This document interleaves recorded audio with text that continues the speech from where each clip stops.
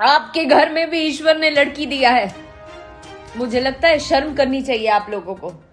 दूसरे को इतना ज्यादा टॉर्चर नहीं किया जाए, इतना ज्यादा नहीं किया जाए कि कोई कदम गलत उठे।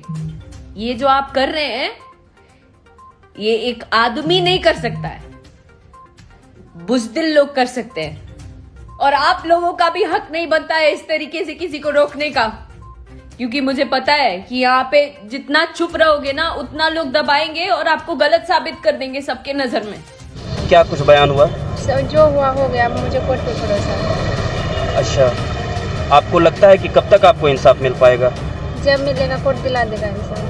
अच्छा, अभी आप जहाँ पे रह रही हैं छोटू के घर पे, उनके परिजन का ये कहना है कि आपके लिए कोई सुरक्षा व्यवस्था पुलिस के द्वारा मुहैया नहीं कराई गई। कराया जाए वो।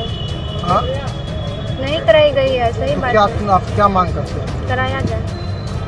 मतलब आपको अभी भी खतरा आपके ऊपर लग रहा है? जी। जिस तरीके से बिजली लगाकर वो मरे हैं, उसी तरह जिन जिन लोगों ने इसमें है उसकी मौत होगी। वो तिल तिल करके जेल में सड़ेंगे, उसको कोई बचा नहीं पाएगा, ये मैं आपको आश्वस्त करता हूँ।